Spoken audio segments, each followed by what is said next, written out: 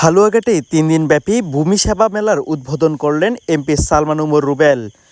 জনবান্ধব ও প্রযুক্তি নির্ভর ভূমি ব্যবস্থাপনা গড়ে তোলার লক্ষ্যে দেশব্যাপী শুরু হওয়া ৩ দিনব্যাপী ভূমি সেবা মেলা ২০২৬ উপলক্ষে ময়মনসিংহের হালুয়াঘাটে জনসচেতনতামূলক সভা, র্যালি ও মেলার উদ্বোধন অনুষ্ঠিত হয়েছে।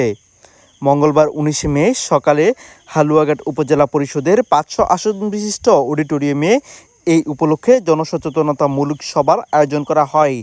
অনুষ্ঠানের শুরুতে ঢাকার তেজগাঁওস্থ ভূমি ভবন থেকে প্রধানমন্ত্রী তারেক রহমান আনুষ্ঠানিকভাবে ভূমি সেবা মেলা ২০২৬ উদ্বোধন করেন।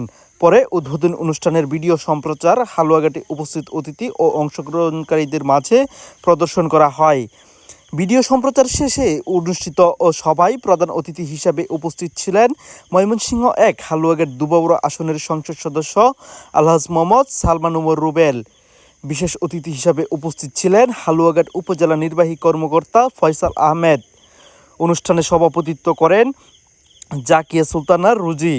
এ সময় আরও উপস্থিত ছিলেন হালুয়াঘাট উপজেলা কৃষি কর্মকর্তা মাহবুবুর রহমান, একাডেমিক সুপারভাইজার সাইফুল ইসলাম, উপজেলা বিএনপির আহ্বায়ক আসলাম মিয়া বাবুল, পৌর বিএনপির আহ্বায়ক হানিফ মোহাম্মদ শাকিরুল্লাহ, উপজেলা জামায়াতে ইসলামীর আমির মোয়াজ্জেম হোসেন মাস্টার, হালুয়াঘাট ব্যবসায়ী উন্নয়ন সমিতির সভাপতি নাদিম আহমদ ও উপজেলা বিএনপির সাবেক যুগ্ম আহ্বায়ক সাজ্জাদ হোসেন খান হীরা, ৩ নং কুইচাপুর ইউনিয়ন পরিষদের সাবেক চেয়ারম্যান আনম সাদিকুর রহমান নঈম, উপজেলা প্রেস ক্লাবের সভাপতি জুলফিকার আলী জুলমত, উপজেলা বৈষম্যবিরোধী ছাত্র আন্দোলনের আহ্বায়ক জুলকার নাইন সহ বিভিন্ন রাজনৈতিক ও সামাজিক শিক্ষা প্রতিষ্ঠানের প্রতিনিধিরা।